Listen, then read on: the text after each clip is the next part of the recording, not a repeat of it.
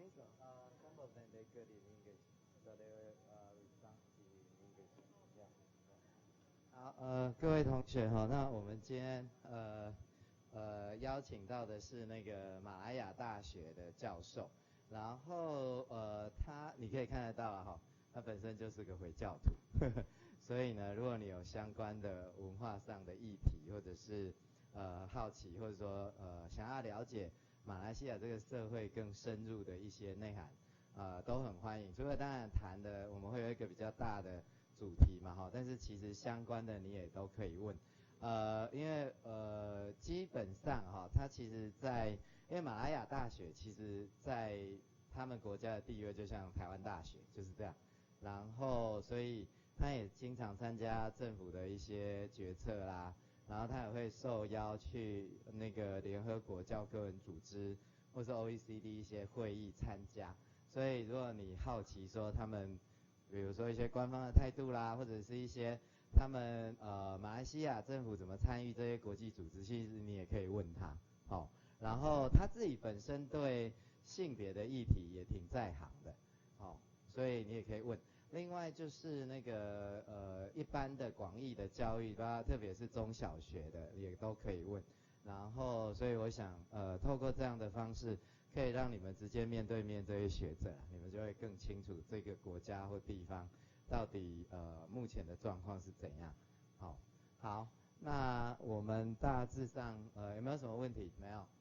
So, sorry, Dr. Hosanna, I need to introduce you in English, but I think it would be easier for them to understand you in Mandarin. But basically, I just say good things to them about you, as usual, yeah, because you are invited speaker. I really believe that your presence, particularly as a symbol of Islamic culture, I think they can perceive that kinds of different image and different kinds of expression. So I also encourage our students, because they are undergraduate students from diverse, academic background. So I also encourage them to ask you about Islamic culture and your society.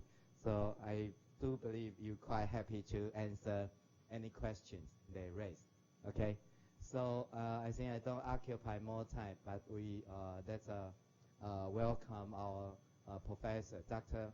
Kusana. Thank you. Yeah.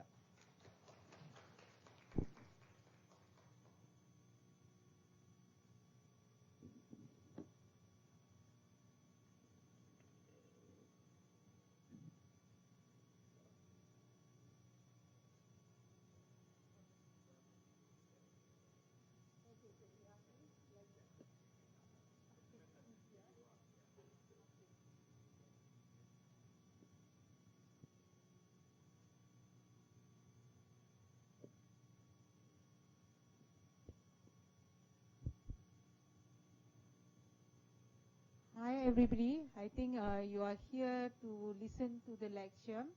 So first of all, I would like to thank you for coming here. I know that this is part of your class, but I think this is a great opportunity for me to meet you, because I think this is the first time that I am in a class whereby all full of Taiwanese students, okay? Because I used to teach students from diverse background, and in University Malaya, we also have a lot of international students, but we have students mainly from China, from Saudi, from Nigeria, and so on. Okay, Pakistan, Bangladesh, that is common. But to come to a Taiwanese university and also to see that your culture and also the norms might differ from my universities in but I would like to share some of the experiences, some of the educational background and also system in Malaysia. All can understand English, right? Can? Okay? So if you think that I speak a bit fast or anything, feel free. So you can just say, Dr. Saina, please slow down. Then I would be free to just slow it down, because it's just common that we used to communicate always in English. So the tendency to talk fast is, it is a common norm. Okay. So I would like to, first of all, I would like to introduce a bit about Malaysia. So Malaysia, anybody have been to Malaysia before? Oh, that's great. One. Anybody else? Vacation. or got some relatives there? Just for vacation, or some relatives? Because usually some people, yeah, I noticed that a lot of people, we have some relatives, some family members. Sometimes people come to Malaysia for vacation, but it's a great place for you to come for vacation, to continue your studies as well. Okay, it's a great opportunity. Now Malaysia welcomes a lot of international students, a lot of collaborations. So we look forward. You can also come in. Prof. Chan can bring you there for exchange program. So you can come for 1 week. You can come there. You can be in the classes. You can listen to some of the lectures in the classroom. And there is also exchange program. So University Malaya also welcomes exchange program. Sometimes it's a good experience because you can listen to people from diverse background, lecturers, and also learn from different cultures. Okay, without further ado, I would like to continue with this. But Malaysia is, I would say we have about 32 billion people. And also from the 32 million people, you can see that mostly are Malay. Okay, Malay, Bumiputra. So we call it Malay. We have Chinese. We also have Indian. Okay, Malay is the majority. We have 65% of the population Malay. Okay, Malay means mostly are Muslim. Okay, Malay, that means Islam is the religion. Okay, Islam is the religion of the country. Okay, that means any kind of celebration. But although Islam is the main religion, everybody has freedom to practice their own religion. Because we also have Chinese, about 25%. We also have Indian, about 6%. And we have also other religion, but it is minority. Okay, education is free, so can enroll in education. So Malaysian government prioritizes education in Malaysia. Okay, so a lot of the Islamic cultures are there. Museum, we have mosque, a lot of mosques, but we also have temple. We have also Hinduism temple and so on. So we live in harmony, although we have different cultures, but people will visit each other. People respect others' kind of religion, and also we celebrate. So we consider ourselves as Malaysians. Okay, we don't consider ourselves as Malay, Chinese or Indian. We consider ourselves as Malaysians. So regardless whether you are Malaysian or Malay, Chinese, Indian, we live harmoniously. Okay, that is the difference in terms of the existence of the different race in Malaysia. Okay, let's start with Malaysian education development. So this is the Malaysian education structure, and you can see that formal education in Malaysia is based on a 63224. Okay, 6 years of primary school education. Primary school is a compulsory education in Malaysia. So if let's say parents did not send the kids to the primary school, they can be jailed. Okay, so it is a compulsory education. So from standard 1 to standard 6. Then we have 3 years of lower secondary education, Form 1 till Form 3. So, and then students continue to 2 years of secondary, Form 4 and Form 5. Okay, Form 4 to Form 5 you finish. Then after that you can continue to foundation program, matriculation program, A-levels program, IB programs, or you can go to upper secondary. Upper secondary is cheaper because it's a government provided in government schools. Okay, so if you go to A-levels, you have to pay. Okay, because you have to pay because private universities, unless you have got sponsored from the government. For example, 2 years of upper secondary education, we have Form 6 and also we have lower 6 and upper 6. And then after you complete that, okay, then you can go to university education. Entry to university education, of course, is very competitive. You must do well not only academically, but also you must be good at co-curricular activities, and you must have holistic development in order to get into best universities. For example, if you want to get into University Malaya, sometimes if you want to enter to Faculty of Medicine, Faculty of Engineering, even you get 4 flat, there is no guarantee that you will be admitted. Okay, you have to pass interview. Is very highly competitive to get into University Malaya. Okay, so this is the education providers by level of education. Malaysian education system is a centralized education system. So Malaysian government, you can see that public is the most of the providers at the primary and secondary school level. Preschool now only becoming highly, I would say, emphasized. So when highly emphasized, you can see that preschool education is becoming important. Last time, okay, current results shows that those kids who attended preschool education, they will do better at the primary school education.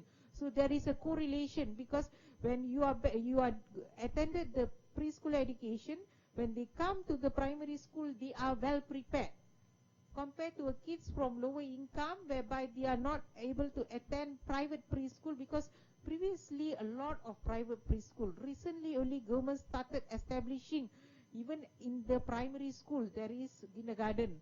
Okay, in the primary school kindergarten. So those kids after the kindergarten, they will enter to the primary school.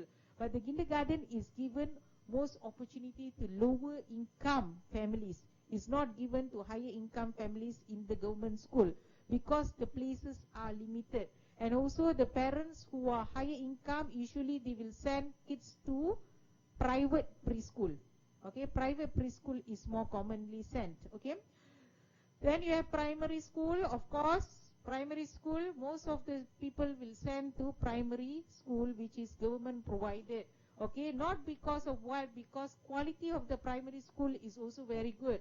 Okay, and only those who are high income will send to international schools or private schools. Private schools still follow Malaysian curriculum. Okay, although private school, they still have to follow to the Malaysian curriculum of education. Only international school, we have many international schools. We have Australian international school, we have US international school, we have British, UK, and so on. But all very expensive. If you are rich, okay, you can send. If you are not rich, you are not able to send. So that is the problem. So that's why you can see that international schools, you can see that other government, other schools are not a lot. Mostly people send to public. Okay, secondary school also same. But the problem is nowadays, I notice the trend is at the primary school, kids go to government school.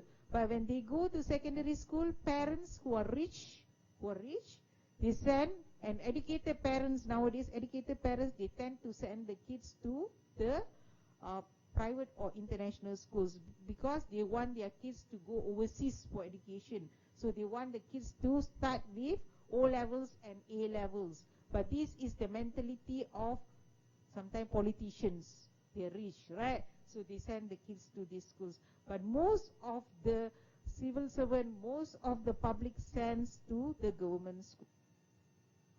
Okay, compulsory education in Malaysia, you can see, is 6 years.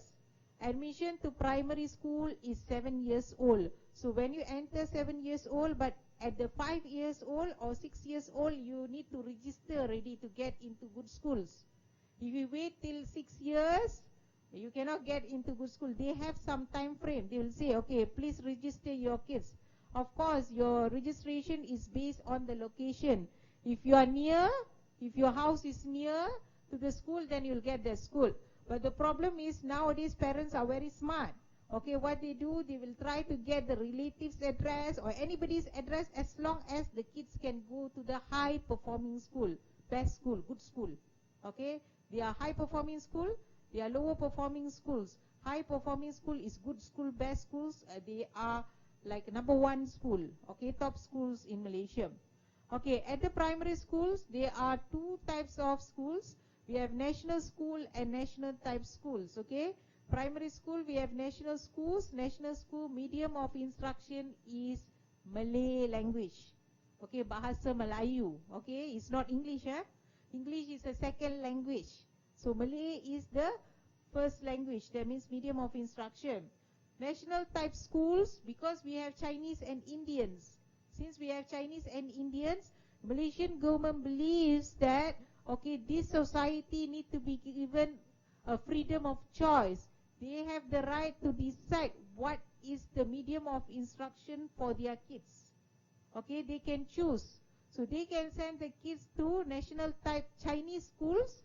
Medium of instruction is Chinese. That means Mandarin. Okay, Mandarin is the medium of instruction. Okay, we also have Hokkien and so on. But then that is dialect. That means it is a language, spoken language, but medium of instruction is still Mandarin. Okay, and also you can see that national type Tamil schools uses Tamil as a medium of instruction. So this is at the primary school level. Okay, primary school level. Okay, you can see the primary schools. The national primary schools are government schools. Okay, 76% of the schools are national primary schools.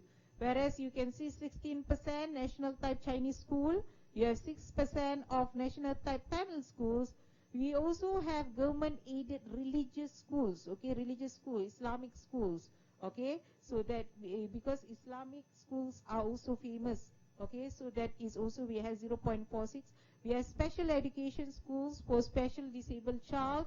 Okay, we do not want them to be, we want to make sure that they are given attention and they are given special education. So that's why we have that. And we have special model schools. So this is a school which is specifically for certain kind of project, for integrated project and so on. So that is special model school, but not many. Okay, and this is a secondary type schools. We have various secondary type school, but regular school is the common school. So all the schools, 82% you can see are regular school. And fully residential schools is a government residential school. It is quite competitive. Not everybody can go into the government school, residential school. These government residential schools, one school is for those who really scored in primary school assessment test. But we also have government residential school for those indigenous group and also for rural schools, especially those kids who come from a lower income, their family has small house, they have many families or their houses are in remote areas. So the government provides them these schools so they can have conducive learning environment. Okay? Still with me? Still with me or are you sleepy? Are you still with me or somewhere else in the world? So because sometimes I always ask my students, if I see that their faces are sometimes blur, sometimes we are not sure whether they are here or, at this age, especially at this young age, sometimes they are somewhere else, thinking somewhere, dreaming somewhere. So that's why, are you with me? So that is the question that often asked. So to make sure that you are here with us. Okay. Then religious school is 2.37%. We have religious school. We have technical schools. Technical vocational education is very important now. And we have technical school, you can see that. And also we have many vocational colleges. This is to encourage not only academic qualification. Because sometimes at Form 3, that means at the lower secondary, sometimes they did not score well. What happened previously? These students drop out. When drop out, they started involving in all kind of things. So the government realizes that they are still young. Okay, sometimes they are not good academically, but they have interest in skills. For example, they are interested in automotive industry, for example. So these kids, if you give them training, if you give them education, they can be very successful also. Okay. For example, we have these vocational colleges. Now it is TVET education is very important in Malaysia. Government funds a lot of money. It is placed not under Ministry of Education but under Ministry of Human Resource. TVET, TVET education. So and TVET education gets a lot of scholarship. Okay, because students are encouraged and Malaysia needs middle level workers. Okay, that's why it's strongly encouraged. Other than that, we also have special education, we have special model school, we have sports school. Sports school, we want to encourage people to involve in sports and also participate in SEA Games, for example. So that's why we have sports schools. Art schools, those who are interested in arts, okay. So that is also coming up. Okay, we also have government-aided religious school. We have Bimbingan Jalinan Kasih. For example, sometimes these students, they might be, for example, in poorer families, in sometimes single parents, so they are like, emotionally affected. So this is to provide love to them. So they are placed under certain schools. Okay, so this shows that Malaysian government is very caring about the different type of schools to cater to the different needs. Okay, let's talk about national examination. I think every education system in the world focuses on examination. Okay, what kind of examination differ, but the emphasis and fever for examination is there. Okay, for example, we have standard 6 UPSR examination. You can see that UPSR examination is primary schools. How about Taiwan? You have any examination at the primary school level? No examination, no centralized examination at the primary school level. So that's very good. Okay, in Malaysia, what happened was at the standard 6 we have primary school achievement test. But then last time number of A's is very important. If you score A, all 6 A's, you will appear in the media, TV. You will be interviewed. But now the government said, okay, let's focus on number of A's. We do not want to just aim for number of A's, but the concentration should be on all-rounded people. So we want concentration on co-curricular activities, involvement, ability to work in team, ability to become prefect, ability to involve in debate, and so on. So that is all very important. Okay, Form 3 students, okay, we have PT3 assessment also changed. Last time we used to have centralized examination, but now it is changed to school-based examination. Because school-based examination, you do project. Like for example, if you are undergraduate students, like in Malaysia, if you are undergraduate students, you have to do project at the final year. So you have to interview people, you have to distribute questionnaire. It's a kind of a thesis that you have to do. Okay, it's a part of the project, and it is a requirement for you to graduate. Okay, if you want to graduate, then you have to complete the project. Okay, so same thing, but now they started at the 15 years old. For history and also geography, you have to do project. For example, for history, you have to go to the people in your residential area. You ask the history of the place. You ask what is the place about, how is it, okay, what is the progress, what is the socio-economic status of the place, how does it has changed. So this is more real life, more practical oriented, so that this gives students more hands-on experience rather than just memorization. So education system is changing. Education system in Malaysia is changing from focus on just memorization, but now the focus has been towards more applied education system.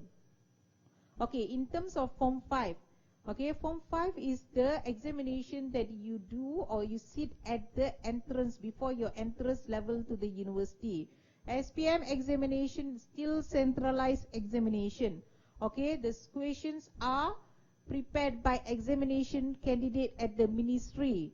Whole Malaysia people sit examination at the same date, at the same time. Okay, same date, same time, everybody sits for the exam. For example, if let's say suddenly there is a flood in Terengganu, Kelantan, it is eastern states, so the examination will be rescheduled for the whole nation. So it is a centralized system, centralized examination. Marking is done centralized. So if you are from Penang, okay, from an island in Penang, somebody in Sabah will mark the paper. So it is anonymous, so people doesn't know you. Okay, so this is to avoid bias. So everything is being centralized and everything will be safeguarded. Even if you want to take the question examination, because I used to work as a teacher. I used to work as a high school teacher, so and I'm involved in SPM invigilation before. So in order to go and take the examination paper from district education office, police will accompany you, because there have been cases of leak of the questions and the students have to resit the examination. Okay, so that is very, very carefully done. That is Form 5, Form 5. And students are given wider choice. You can be in science stream, you can be in social sciences stream, you want to do graphics, you want to do computer related studies, all can. And then Form 6 is matriculation. You can do Form 6, you can do matriculation, or you can do foundation.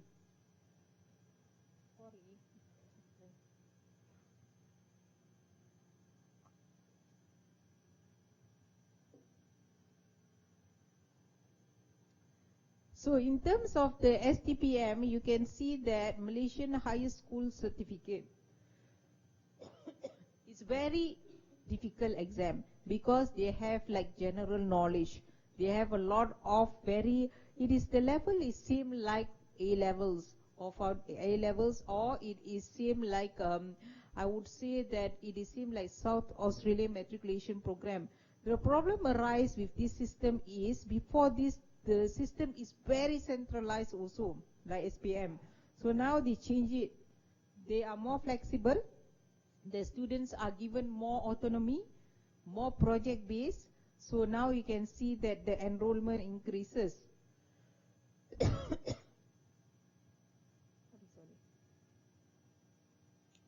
Okay, the federal government. So the federal government has the most legislative and executive powers, and you can see the Ministry of Education in charge for managing a comprehensive school system. And also they regulate curriculum, they control examination, and they supervise development of education in the country. If let's say a policy comes from the government, right, from the top. If the policy comes from the government, you cannot say no because it's a mandate. That means it is a top-down approach. Policy comes from the government. So district education office will follow. And then teachers have to follow changes in policy. Sometimes you cannot question. But now, recently, there have been changes. There have been one policy whereby we have changed to school-based assessment system, whereby the teachers were, because they have to do it a lot of things online. So it is a hectic and it hang. The system hang and hang. So the teachers voice out until the government changed the system. So the school-based assessment system, which is done previously as a centralized system, now they change it to offline system. So now there is more authority at the lower level, but still the government is the one who actually controls, and the monopoly of the autonomy comes from the government. Public spending on education as a share of GDP, you can see that it is constantly growing, but also it is also about decreasing. But there was a sharp increase in 2011 because there was a change in policy. Previously, math and science were taught in English. They changed back to Malay. So when they change back and retraining of the teachers, and also a lot of money spent on education system. So you can see that the trend is always that, I would say that compared to other countries in the world, Malaysia government spends a lot for education because it is a high percentage of GDP is spent for education.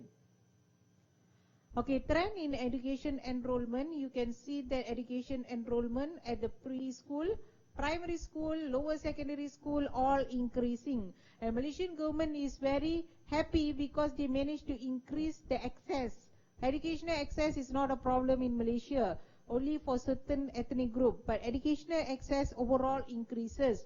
But in terms of you can see that in terms of the upper secondary, it is at first reduced, but then increased. This is because upper secondary education, you can see the upper secondary education, people have many choices. Not necessary you have to go to government school. If you have money, you can go to foundation, you can go to A levels, you can go to SEM and so on. So it is all depend on you, because if you have money, then people can go to other places. And sometimes people also do not want to take this upper secondary previously because it was difficult, but now they have changed. So they can see that there is increase in percentage. So enrollment rates, okay, usually high at the primary school education and also at the secondary education. So you can see at the secondary education, it is girls are higher, but this percentage you can see this did not include vocational education colleges. This is UNESCO one, but then actually in Malaysian case, if you look at this, it should be included the UNESCO enrollment. That means you need to include the vocational colleges, because vocational colleges last time they were schools, but now they upgrade because they want people to think that vocational schools are not second-class school. They want them to regard as colleges because they think that it is better. Okay, it is better and it is higher quality.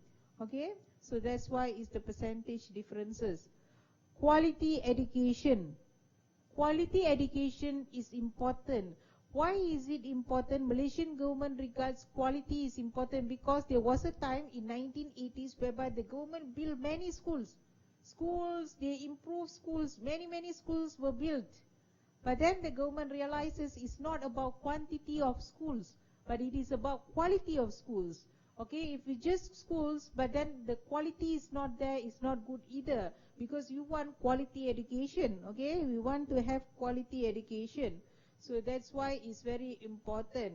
Okay, the first picture shows chorus speaking, and the chorus speaking is, this is the team that win best at the national level. And I just purposely put that picture because my daughter is part of the team. Okay, so that is a chorus speaking from the Malaysian education system, and they are going to enter international competition as well. Okay, when talk about quality, there are certain things that you have to think. Okay, one quick question that I would like to ask is, okay, pupil-teacher ratio. What is the class size in Taiwanese school? How many people in a classroom? 40. Okay, 40. Majority 40. 35. Okay, 35. Okay. So what do you think about Malaysia? Malaysian people-teacher ratio 11. Wow, very good, right? Very good. Malaysian people-teacher ratio. But this is an average for the whole country. So you don't be surprised if you go to schools in Kuala Lumpur or schools in Penang, then you can see that there are students 35 to 40 students in a class. Okay, in urban schools, mainly schools have 35 to 40 students. But if you go to rural schools in Sabah, Sarawak, sometimes one class only 5 students.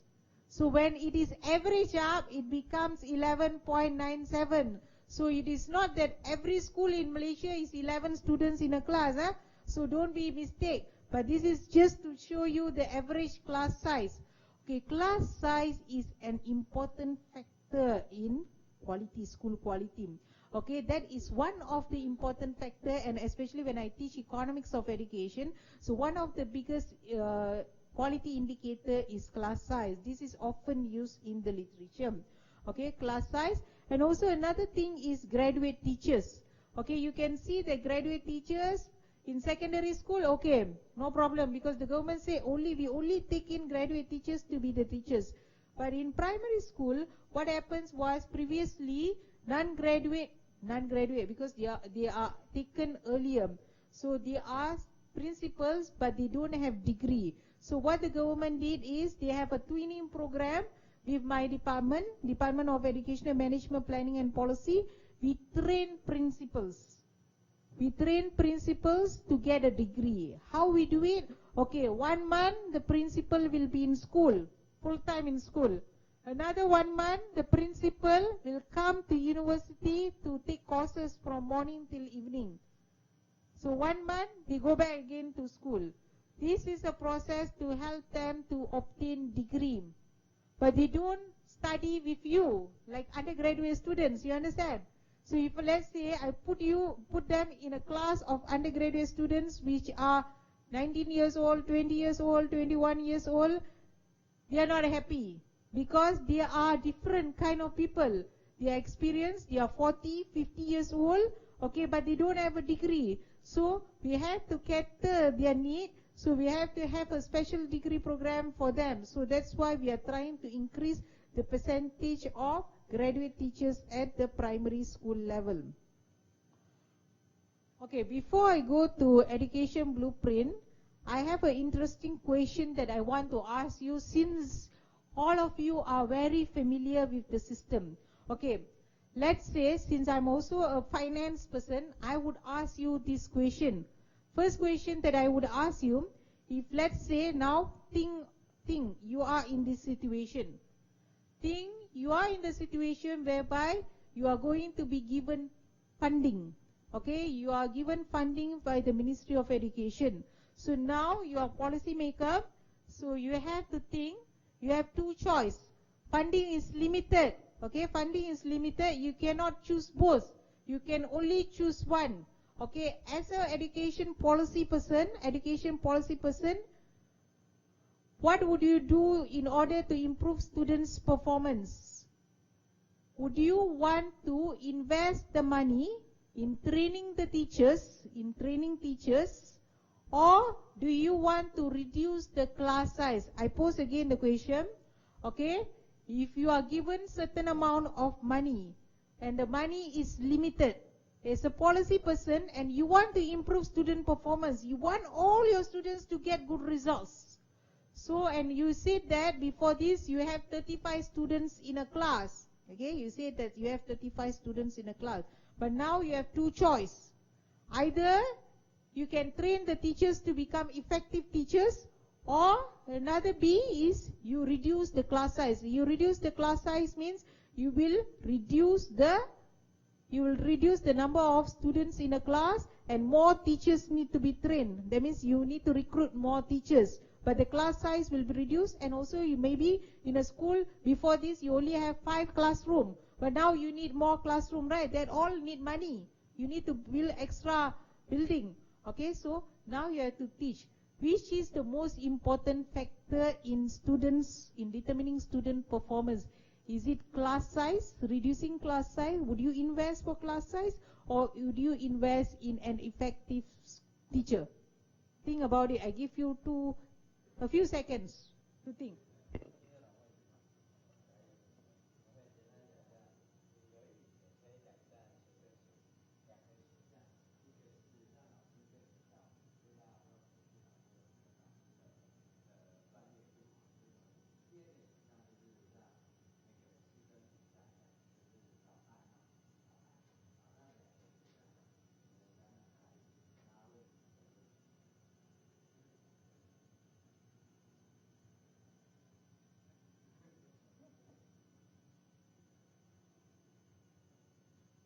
Anybody want to give a quick try? As an educationist, you have to believe there is no right or wrong answer. It is always based on the justification that you give. There is nobody will laugh at your answer. That gives you the confidence to, talk in larger audience. You have to always believe whatever the answer that you give, nobody will laugh at you, and there is a reason for it. Anybody want to give a quick try? Yeah, sure.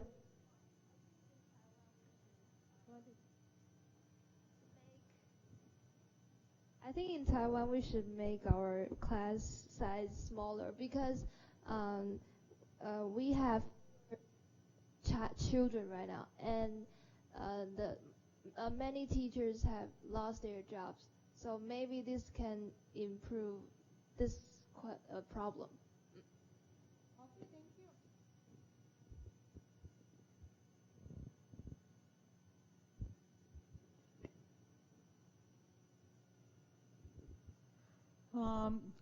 Anybody else? Reduce class size.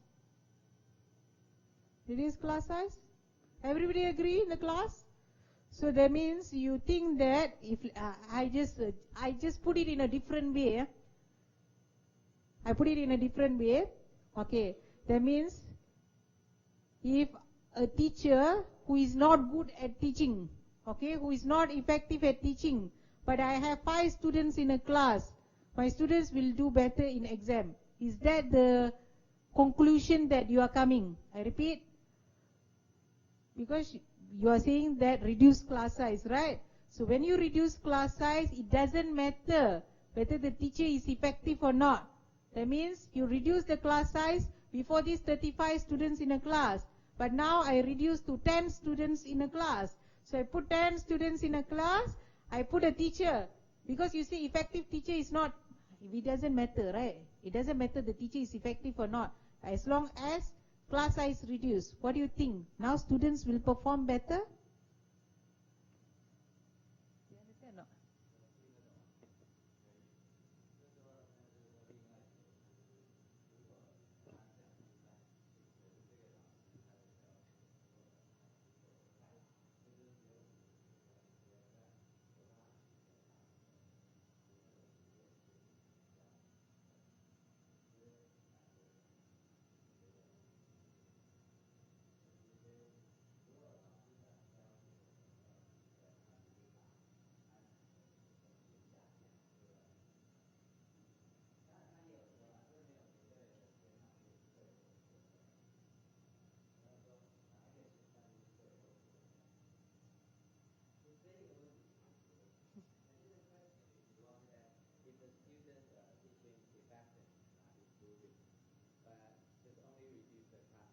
Yeah.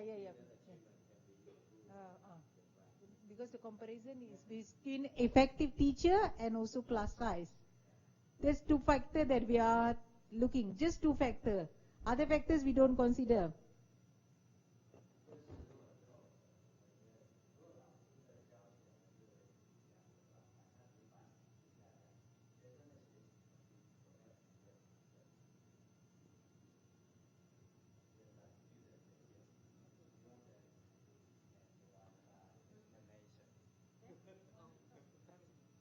Think first. Okay, never mind.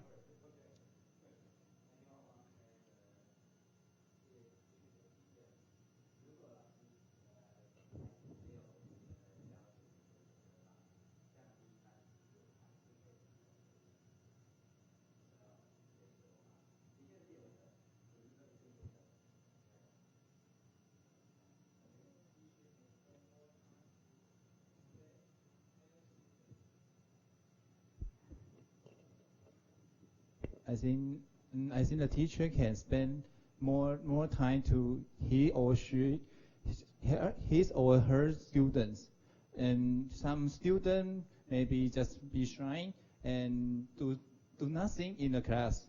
But if the number of the students is decreasing, and a teacher can take care the shy student, and maybe they will perform better than original. Yeah.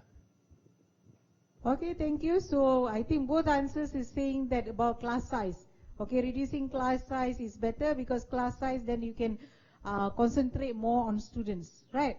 Okay, so class size is considered as an important factor. So if let's say you become education minister, one day you become education minister, Taiwanese education minister. So the first thing that you will do as an education minister, you say, okay, we reduce all the class size. Okay, we want to see improvement in the student performance. So that might be one of your stratagem. Okay, now I let you think again. Think a bit. Okay, there have been consistent debate in the literature. One guy, I don't know whether you have heard about him, Hanushek, Eric Hanushek. He's an economist. Okay, he said that class size is not an important factor for students' performance. He said class size is not important, and he did a study in United States. Okay, so because of his decision or his report, so World Bank started coming up with policy, okay, for developing countries based on his decision. So many people were angry, okay, because they think class size is not important. And then another economist, he did again the study in India, and he said class size is an important factor to determine student performance. So now my question is, okay, think, one study done in the United States, class size is not important. Another study repeated in India, class size is important. Why do you think that there are differences in result? Think. Today is undergraduate, but that's how we need to think.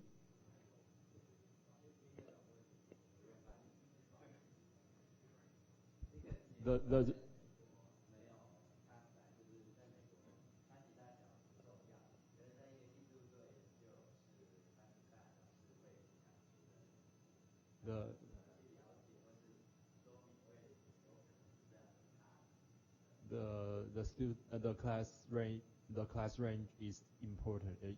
It's the most important thing in the two district. Maybe in United States, the average student in class the number is about 30.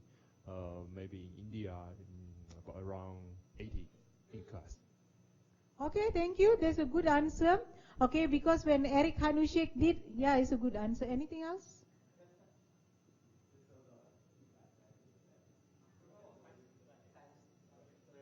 He said 30. 30 is not good. Okay. In United States, average class size usually is only 10 to 15. Okay, it's not 30.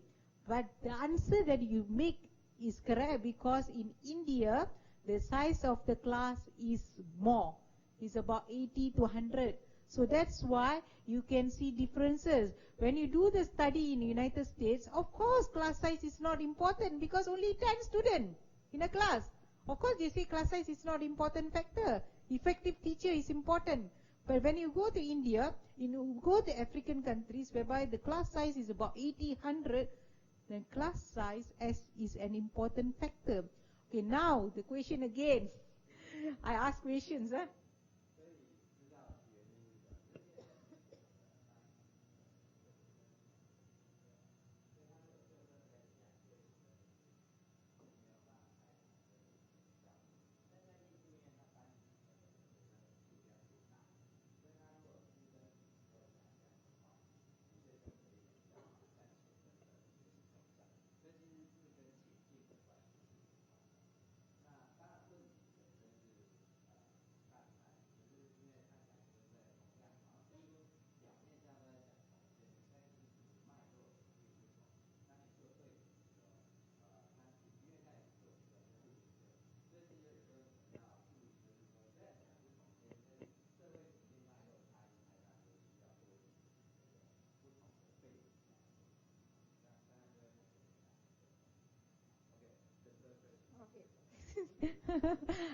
No, because that questions makes you think.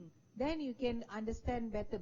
Okay, so the question or conclusion that you can come up with these differences, what is very important when you want to make a policy decision? Because one country says class size is not important. Another country says class size is important. So what is the most important thing when you make policy decision? It is very important for you to consider what? That's the question. What is the most important thing that they have to consider when making policy decision?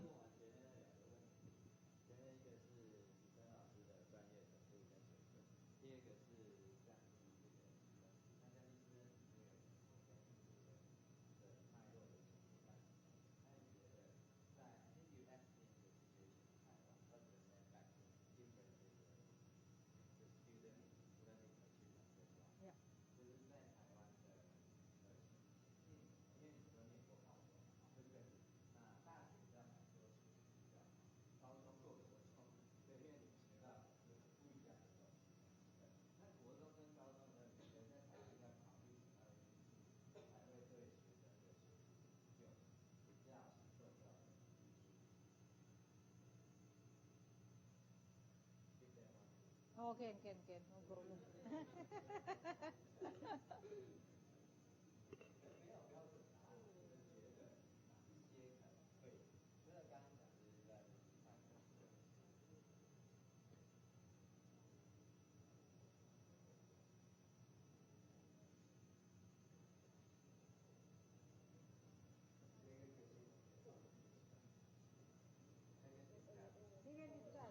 Can. Please discuss.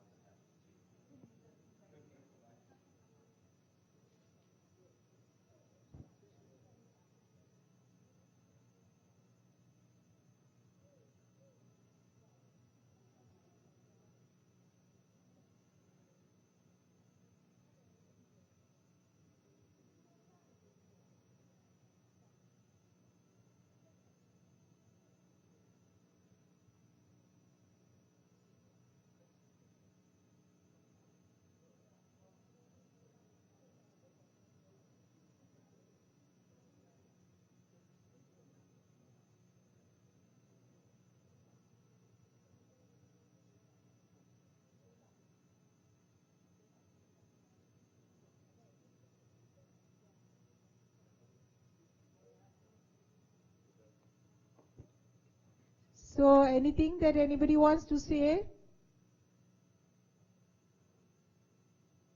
Want to give a try?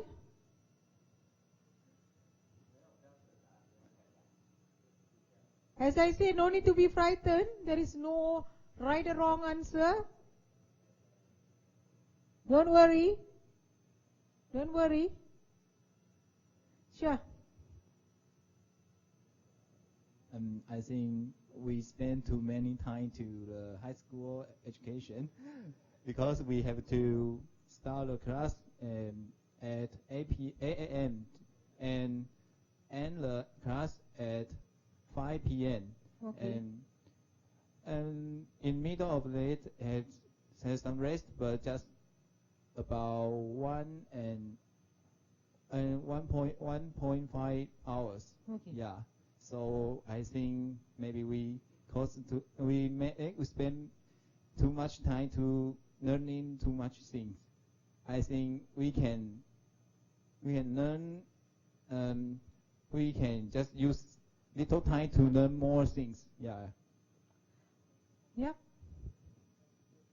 Okay, good inference. Anybody else want to say anything? One thing that you have to learn. Okay, one thing that you have to learn. Okay, you have to voice out. And you have to break the ice. When you start talking, then you will feel more confident to talk. Sometimes in a large crowd, sometimes you are scared, especially when it comes to English. Because I have students, when I came back from United States, when I went to the class, it was all Islamic studies students. If Islamic studies students, you know, their English language competency very low. So what I did, I said, okay, you are in my class, also student like this, about 100 undergraduate students. I say, okay, fine, you are in my class, so I'll teach in English.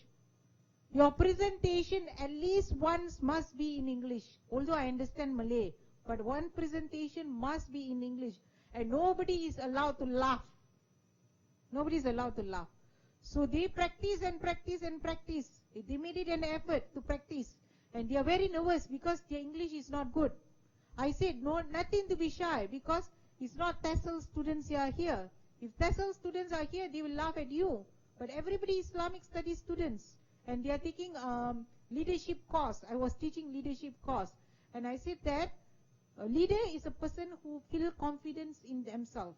If you are confident in yourself, then only you can be confident in others.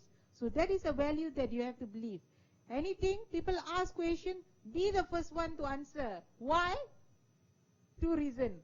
One, you have idea, so you might have limited ideas. So when you answer first, you are safe. You are done. Okay? Another thing is, when you are first, less criticism. Because people did not hear other people's answer yet. And also, so always be the one first to break the ice. Then this is a value that you have to inherit in your life. When you work, when you do everything, this is something is value. Because in education or any lecture I give, we always have some values, some personal experience sharing, so that you can always follow this in your life. Okay, come back to here. Come back to here. Okay, this is done. This is done. Okay, Malaysian Education Blueprint is a Malaysian education planning. It is a plan which the government says that from 2013 to 2025, there are 11 shifts to transform education in Malaysia. Malaysia wants to become a developed country. Okay, in order to become developed country, Malaysia believes that education system is very important. So, the Malaysian government comes up with this focus. In 2015, the ministry focused on incorporating higher order thinking skills. Higher order thinking skills is how I ask you questions, right? So I don't say class size is important, or I didn't say that effective teacher is important. I ask you questions, so you think. You think from whatever you have experienced in life, and you are trying to synthesize whether class size is important or effective teachers are important. Actually, in reality, both are important. Effective teacher is also important. If I'm a lousy teacher, I come and lecture here, I talk and talk and talk, but only I understand. You don't understand, so it is useless also. Right or not? If I come and lecture, I might get first class degree. I might get first class honors. But I'm not an effective teacher. I'm not able to transfer my knowledge to you. I just come and do my physics calculation in front, finish.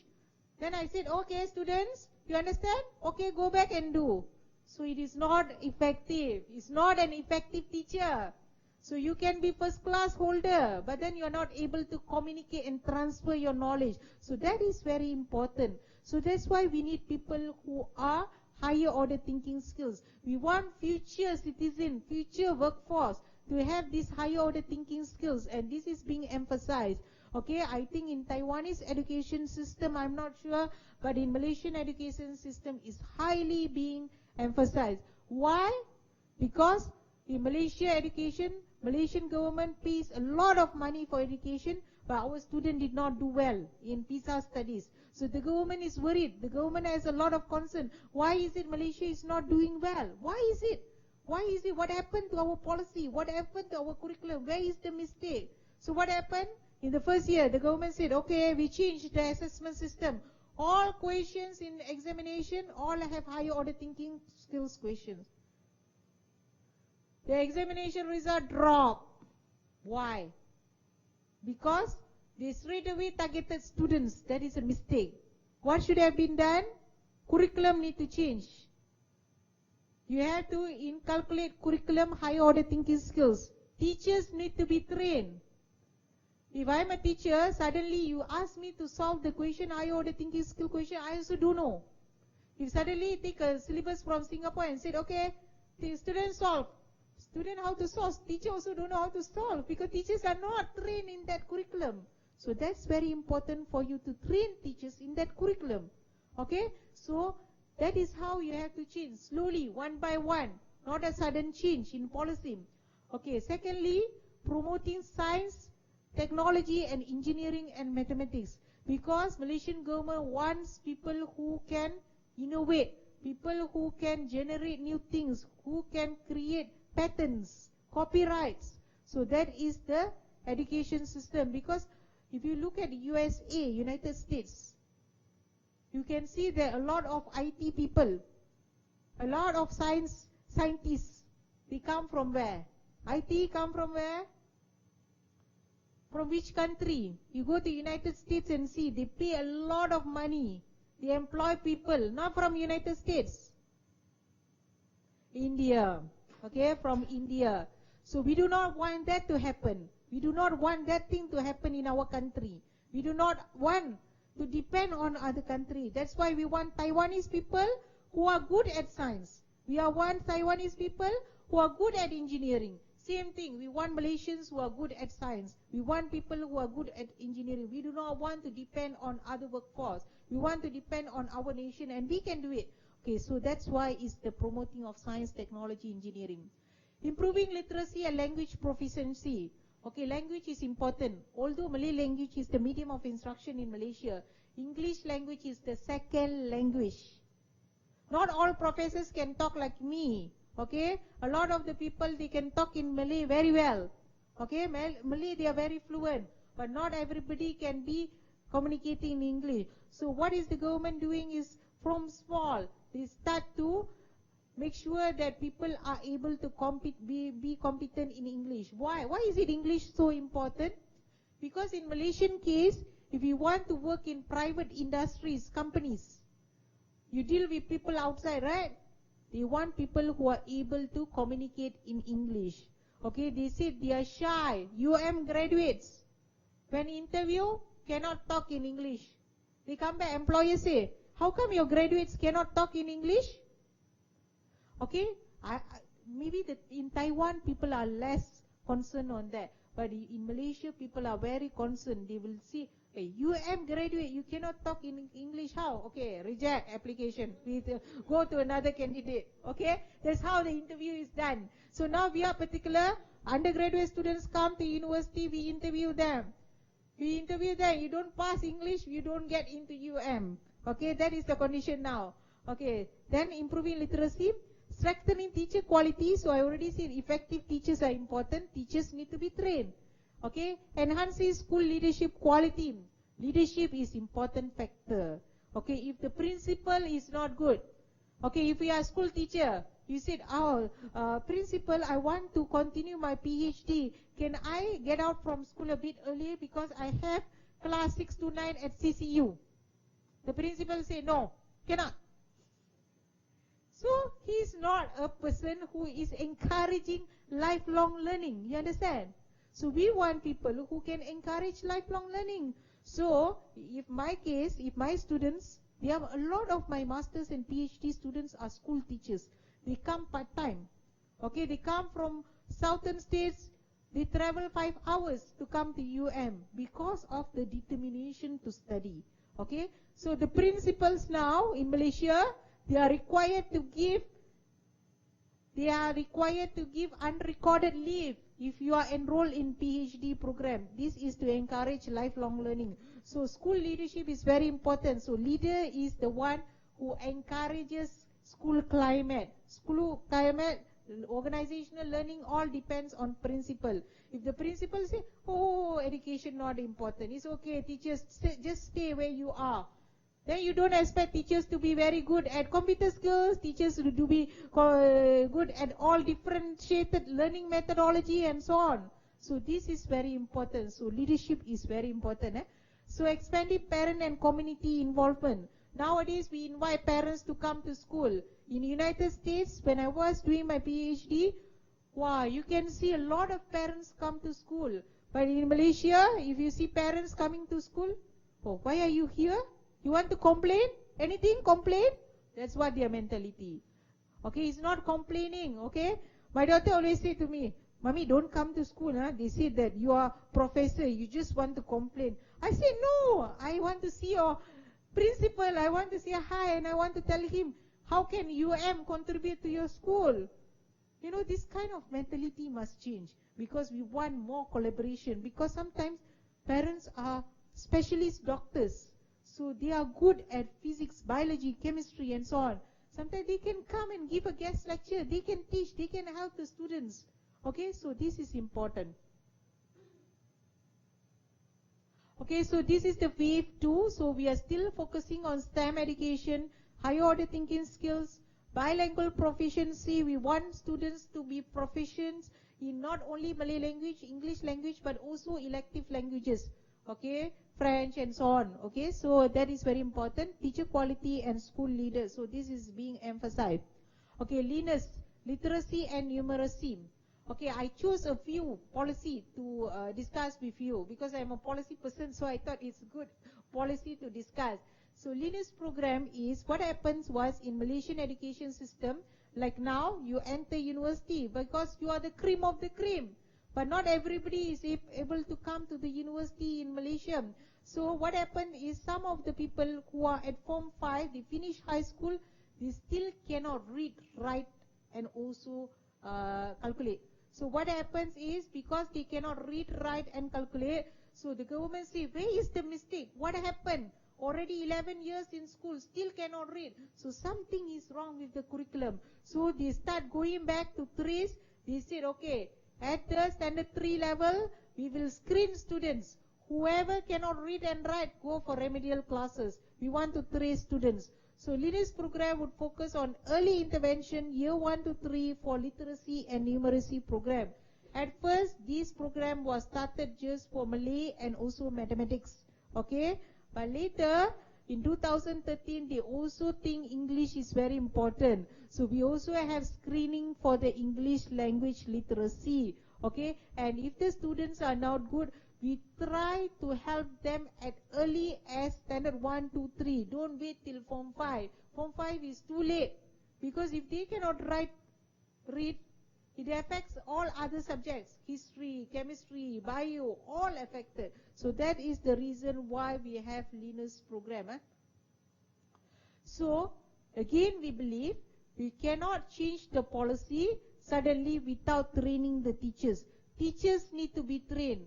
How do we train teachers? It is not same. If you want to help students who are weak, not all teachers have the competency. Not everybody can help out. Okay, so we need special teachers who are language teachers, remedial teachers. Linus is facilitator for Linus program. They are from district education office. They identify expert teachers who are expert in the field to come and help the teachers to teach the weak students in language, so that they are able to read, write and also calculate, not wait till Form 5, okay, at standard 3 level. So that is the training needed. And also another policy that I thought is very interesting is also higher order thinking skill. So Malaysia improved performance in PISA 2015 is due to changes in the curriculum. Okay, percentage of maths and science item for TIMSS assessment covered in primary school curriculum were at 95.8% and 36%. You can see that percentage for science is still low. Okay, because we cannot change drastically because students fail. When you include more component, higher order thinking skills, students fail. So that is a big disaster. We have to slowly change the system. So that's why we have included in the curriculum change in contempt. Of course, you cannot just change the curriculum, but also you have to train lecturers for teacher education were trained to use HOTS training module. So if I train you as a teacher, I train you for higher order thinking skills. That's why when in universities now, in Malaysian universities, you are not allowed to just lecture. Even 100 students, 150, 200, we have to find a way to conduct discussions. So when I conduct 100, I always say that, okay, so in a while you are going to break into 5, 5, 5 and discuss. Then you will present. So this is how you share your ideas. Okay, so that is very important in the education system. Assist teachers in activities related to mathematics, science and reading literacies for TIMSS and PISA. So we have 260 master coaches trained. And also percentage of HOTS questions in UPSR, Standard 6 exam and also SPM remain at 20%. Okay, so students, curriculum change, teachers train, then you assess. Okay, don't change, don't straight away assess, people will fail. Okay, that is very important. And also questions on HOTS were also incorporated in Form 3 assessment. Form 3 assessment has been changed. School-based assessment. Now people are doing project-based, like how you do at university level, right? University level, you do projects, you do interviews. So students already started at 15 years old. I'm not sure whether in Taiwan something common. Okay, but in a Malaysian case, yeah, we already started. Even standard 5, standard 4 students, they are asked to do projects, they are asked to do a lot of hands-on presentation, PowerPoint, teamwork, all encouraged. Weekends, you can see people going to the houses for discussion. So, as a result of that change, you can see that some improvement in Malaysian performance in PISA. But the Malaysian government is really targeting, they want to achieve higher ranking. Because why? Because Malaysia is sad, because government spend a lot of money for education system. Unlike other countries in the world, some countries in the world, they prioritize defense, bomb, nuclear and so on. But Malaysian education, they want human capital development. So when they see that our students are able to perform in national examination, but then in PISA international benchmarking, we are not doing well. So what's the reason? So that has been the focus of the government. Okay, so I already covered education quality. I talked about access, education quantity. Okay, I also talked about structure of education system, and now is the time for equity. I think all education system, because education is considered as a public good. Okay, at the higher education level, people consider it is a private good. But at the lower education level, higher education also depends, okay? Because it is a public good, public and private good. Because, of course, you pay, but then in the government institution, it is heavily subsidized. Tuition fees are heavily subsidized in University Malaya. If you go to Taylor's University, you have to pay double or triple, okay? So that's why it's a public good. So that's why government wants to make sure access to lower income group, especially the 40% household income group, because these students comes from families with sometimes many children. They live in apartment or flat houses which is small, but they have 6 siblings, all school children. Sometimes the house only have 1 room. They don't have enough place, and they have to work for the family after school. I have seen one of my students when I was teaching. Every time in the class he sleeps. I'm teaching accounts, Form 4, Form 5 student, Form 5, not Form 4, Form 5 student. He's going to sit for centralized examination. I'm very sad. Every time in the class he sleeps. I go and wake him up. I come front, he sleeps again. How do you feel? As a teacher, if you are not a good teacher, you just come and teach for salary, is fine. But I'm not. I come here because I like teaching. So I say to that student, can you come and see me after the class? Because I do not want to embarrass him. So when I asked him, he said, I work in a Chinese restaurant. I wash plates from 12 midnight to 3 a.m.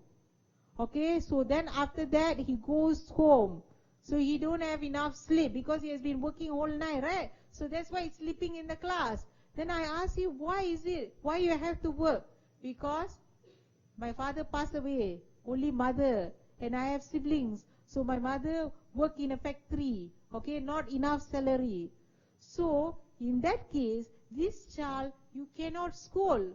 You scold is not fair for the student. So that's why psychology is important for a teacher.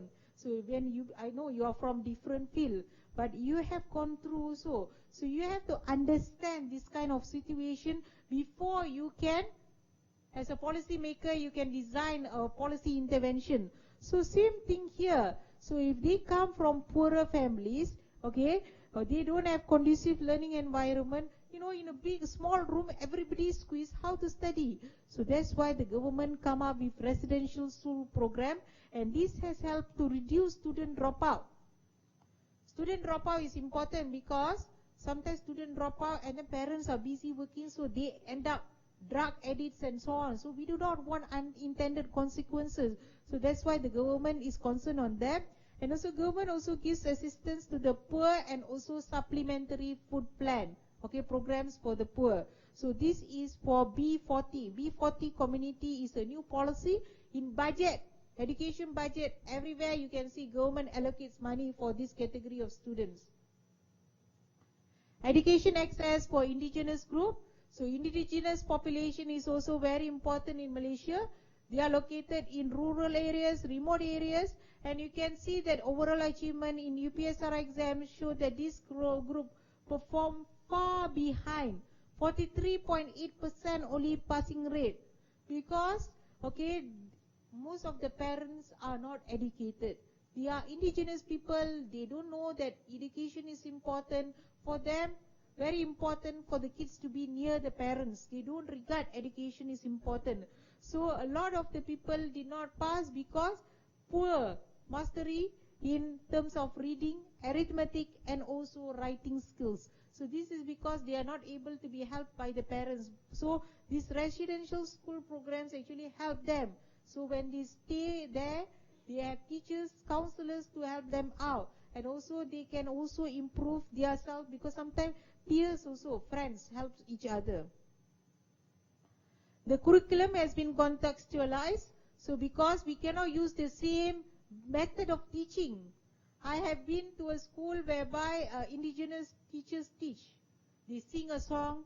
A lot of them are the way they relate to their life. Then only they are interested to study. If like come I lecture, oh I don't care, I am not interested. That is how they are.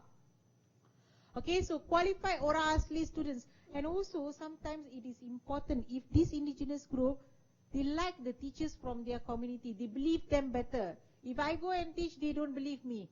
They think, oh, this is somebody from outside, or so from foreign, she's here, might take my daughter away and do something. Okay, so they don't trust you. So but if from the community, or that person becomes model, they becomes the example. They show, I'm educated, see I'm a teacher, I'm earning salary, you can be the same. So that's very important. So that's very important. So that's the end. So I'm back to the end. So Malaysia tries to provide quality education for each child regardless of gender, race, or socio-economic status. Okay. So with that, I have shared you some structure and also some experiences of education system in Malaysia. There are many other policies. There are many policies in Malaysia. Malaysian government likes to come up with different policies. But I would end my session today with this. So any questions?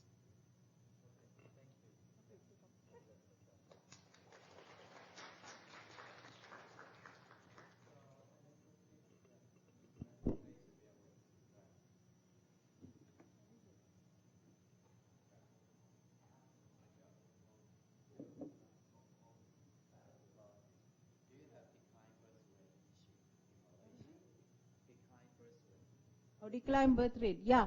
Decline birth rate is an issue in Malaysia, but not as to the level of Taiwanese people.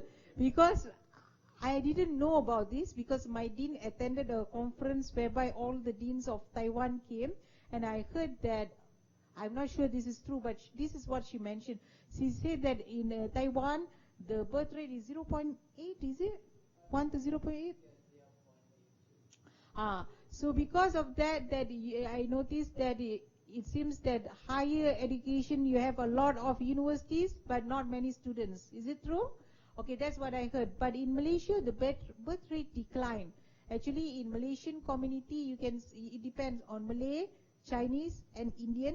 You can see now, Malay, last time, Malay like to have many children in Muslim community. So sometimes they have 6, sometimes 8. But now, everybody, 1 to 3 only.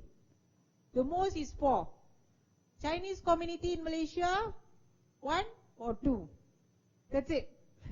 Indian community children, Indian community also 1, 2 or 3. That's it. Okay, so the trend is now changed to quality children, no more quantity children. Why? Because they regard cost of living is higher. It's now very costly to educate children, and they want to educate children, and they want to make sure the children are successful. And also most of the now females are working, right? Like I'm here, so working. So now females concentrate on profession also. So that's why it's less. I would say that birth rate has been declining.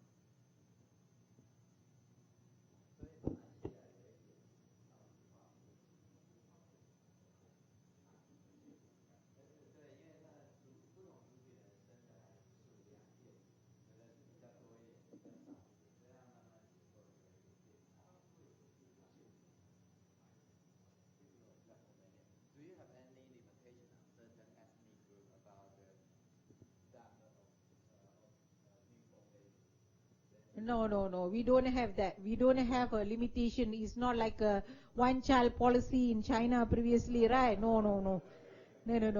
Now one-child policy in China, actually it has a lot of bad effect also. Because I know, because I have a lot of friends from China. Because one-child policy, it's okay. At first it was okay, but then now, if the only child girl, only child boy, so now they have to take care for both parents, right? They have to take care. That's one. Secondly, this child, only child, both parents working. They don't have anybody to, play. They miss siblings. Okay? So this is also another problem. So now the government has been more, I heard, more lenient. So if you are one child, both husband and wife is only one child, so you can have 2 child. So they are more flexible, that's it. But in Malaysia, we don't have that limitation.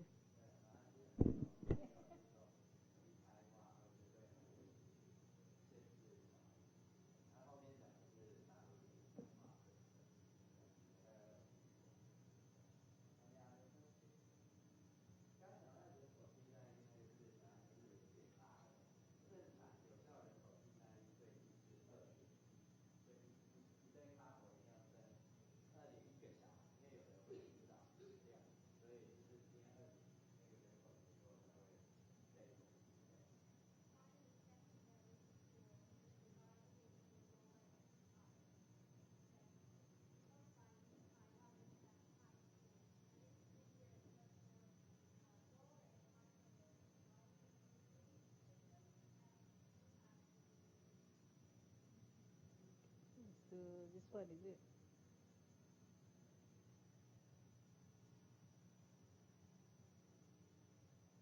Just like.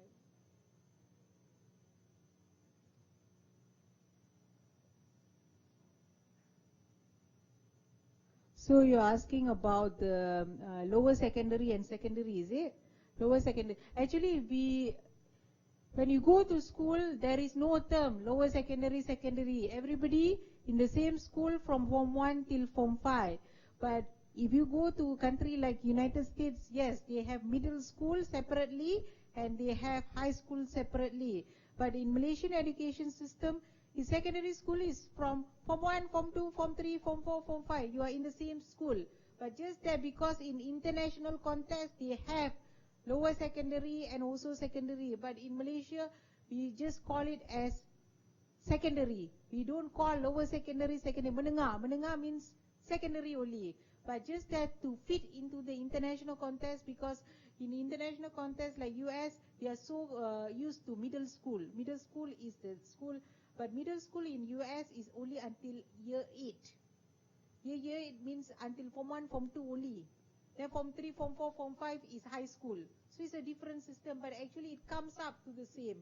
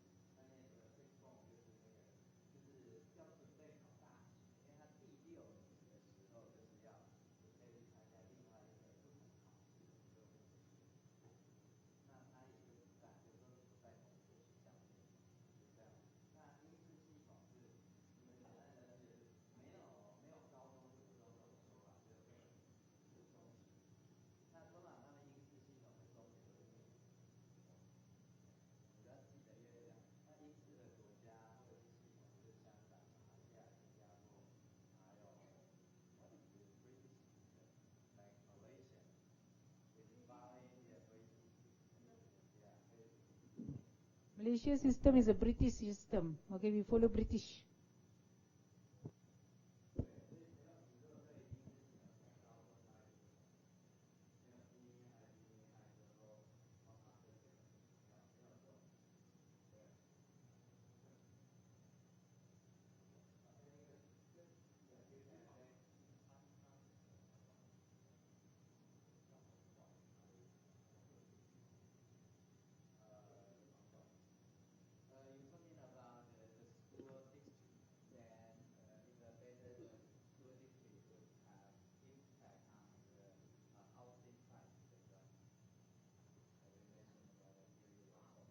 I said that,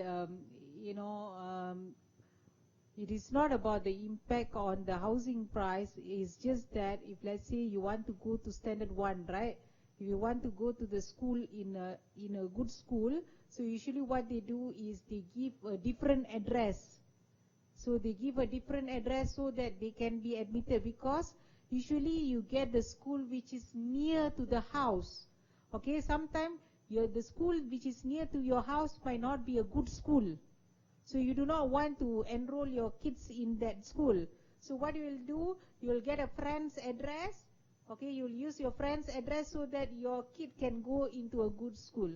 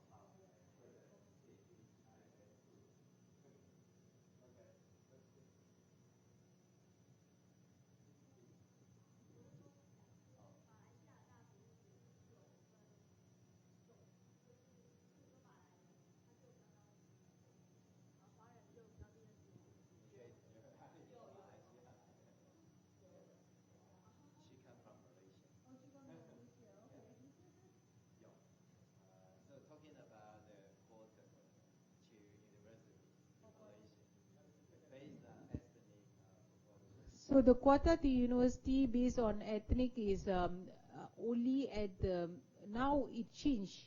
Last time we have quota system. Now it is only to the entry to the foundation.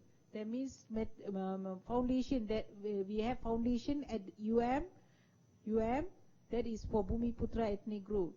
But after that when you want to enter to the degree program, now is no longer based on quota.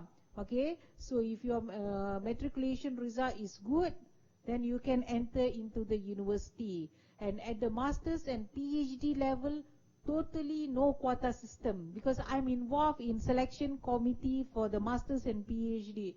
We don't look at ethnicity at all. We only look at your CGPA and also your, for example, international students, IELTS, all the requirements only. No ethnicity at all is taken into consideration. That is only for the foundation courses and also undergraduate degree program. That's it. But for the master's PhD, no longer.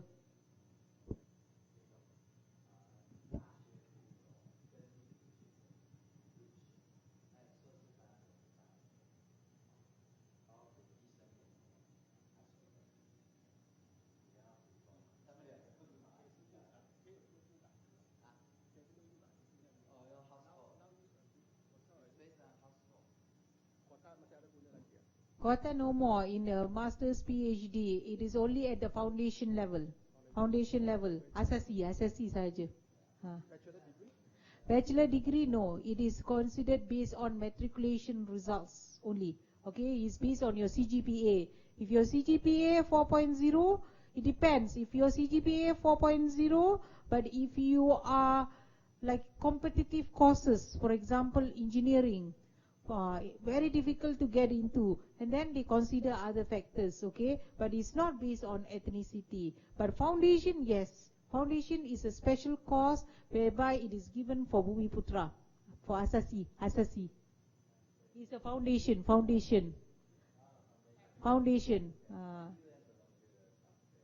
UM has foundation course for science only, science subjects only. Okay? Science subject you cannot get into, only Bumiputra. Even if you are good Chinese students, even Indian students, you cannot get into foundation course. But you can go to matriculation course. They have alternative.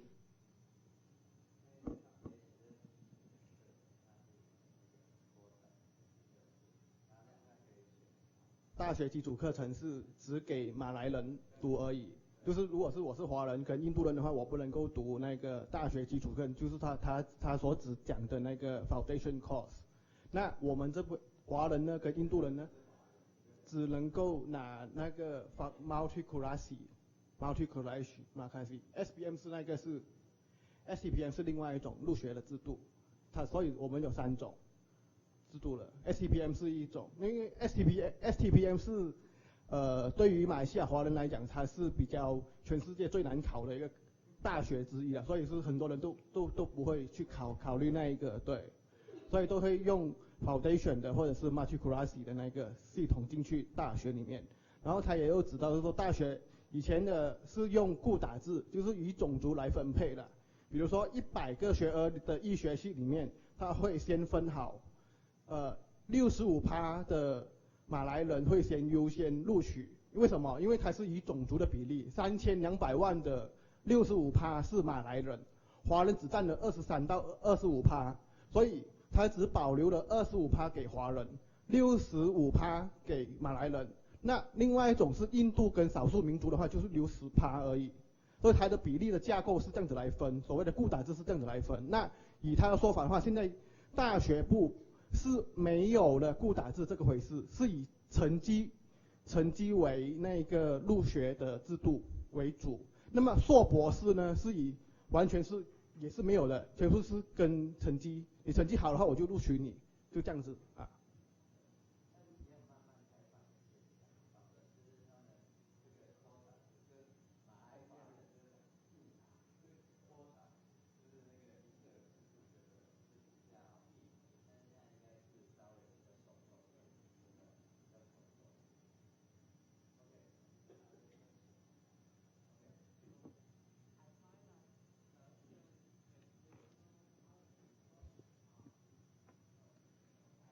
Technology and math. But it seems that there's no much more civic course like government, like something care about society. So is there any effect on Malaysian youths are indifferent to political issues? No, because I just highlight a few of the important things. Civic subject is a subject that is very compulsory for all the students, and in Malaysian system, we have, for Muslim students, we have religious subject. Okay, we have Islamic subject. Whereas for non-Muslim students, we have moral subjects, and also we also have civics.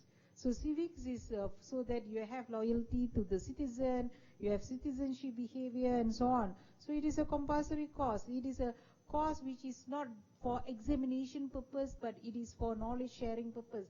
That is what is the emphasis in the education planning, because not many people are in that scientific and research field. So that's why the government is promoting that. But at the same time, this does not mean that we do not prioritize civic, moral or Islamic education.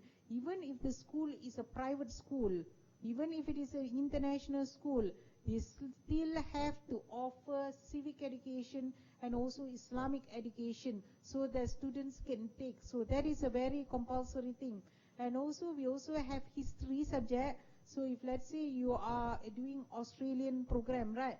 So Australian program, you only know about Australian curriculum. So you won't know about Malaysian curriculum. But as a Malaysian citizen, we want Malaysians to know about our Malaysian history and also civics and also religion. So Malay language is also made a compulsory subject. You have to pass. If you want to come back and work in a government, right? If you want to come back and work in government, although you are international curriculum, you still have to pass in Malay language. I can add one point about maybe our current student not familiar. 我补充一个跟有在马来西亚的课程，学校包括到大学，甚至是海外分校到马来西亚各个学校，他们都会念一个必修课，叫做 Islamic Study， 就是要念中这种伊斯兰研究，就是有一门课从中学开始一直念，会念到。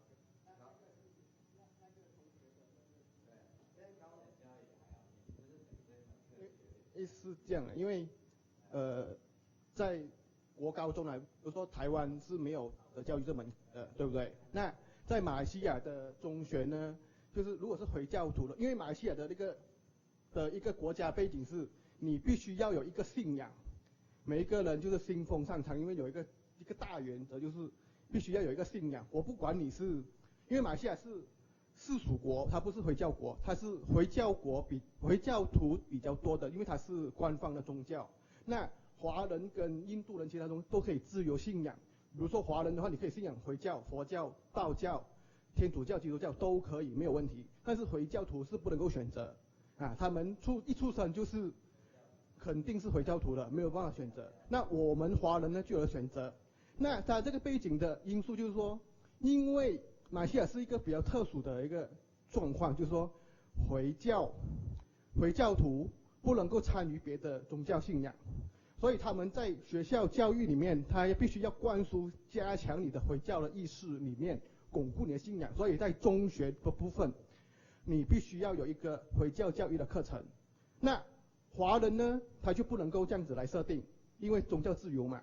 华人呢，或者是印度人呢，就要上道德教育。这样子来上，那他刚才是讲的是公民教育是另外一回事啊，所以回教徒的话就是要一定要练习那个。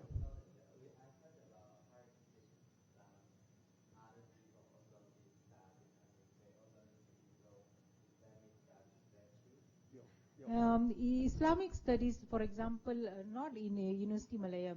Not in University Malaya. If let's say International Islamic University, yes. IIUM, yes. If you are, because I did my first degree in IIUM.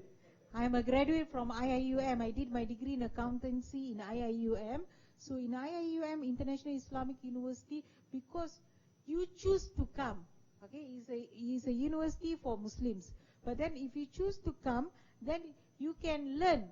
You can learn about Islamic studies, but there is no compulsion that you have to change your religion. You just learn for knowledge, that's it. Okay, but it is not a compulsion.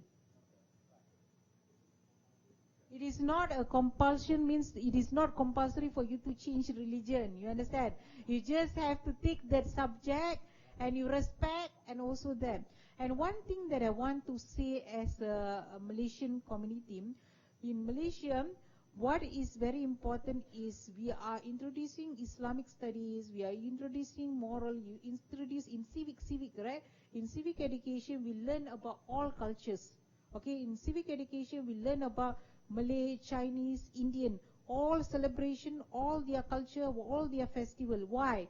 Because we want to respect. For example, as a Muslim, right? As a Muslim, during the fasting month, we fast from sunrise to sunset. Okay, so when we fast, when I go to United States, it's very nice because you have your Malaysian, Chinese, Malaysian Indians who will come and say, oh, it's fasting month, right? So you're fasting. So we will come to your house. We will celebrate because they know the value.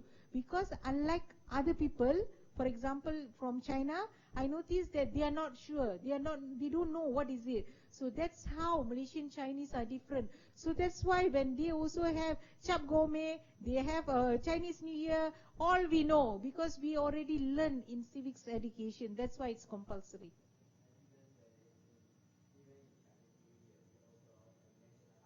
Yes. It's a holiday for everybody. Everybody happy. Everybody go celebrate. Yeah, Christmas also we have holiday. Many holidays. Indian Deepawali, Thaipusam, Chinese New Year, what is it? Cap Gome, is it? The Vesak Day, all also holiday. 就是马来人的过年，就是全民放假，公共假期。华人的农历新年是放假，印度的过年放假，劳动节全民放假，然后最高元首诞辰或者是最高元首的诞辰登基日也是放假，圣诞节放假啊，耶稣诞日还没有，哎，这样子，大概你就算哎。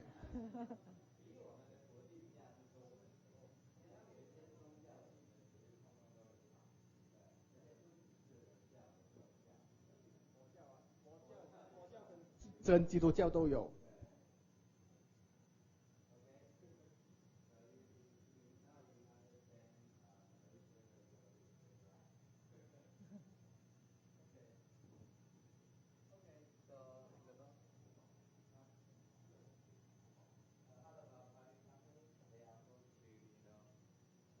So it's a public holiday. Private company also holiday. They are also very happy to have holidays because they also have employees from Malay, Chinese, Indian. All people work in the organization. So it's a public holiday. So all celebration we celebrate. Okay, there is no discrimination. Chinese New Year also a celebration. We visit friends. We are happy. We go back hometown. So it is not like only during Hari Raya or during Eid. Then I go back hometown. So Chinese New Year we also celebrate, we also go back hometown. So this is a celebration for all Malaysians.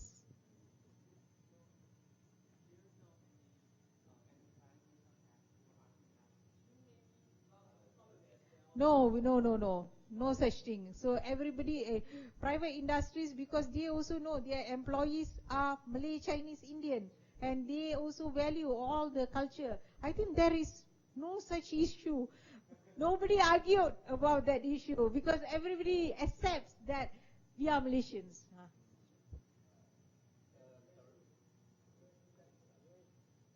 他的因为国家政府马来西亚政府，马来人过年关华人什么事？其实他是要促进一个有族之间、种族之间的团结，来促进人民与人民或者是民族与民族之间的团结与和谐。所以说。马来人过年，我们华人就要去他家拜访，就是要去拜年还是怎么样的，他就会来，主要是来用这个节日来促进整个团结的因素啦，来互相了解大家的文化彼此的不一样，所以共同庆祝这样的节庆的因素啦，哎。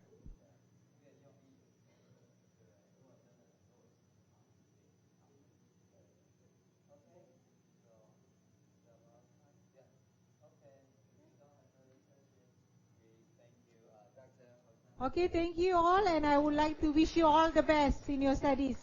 Thank you.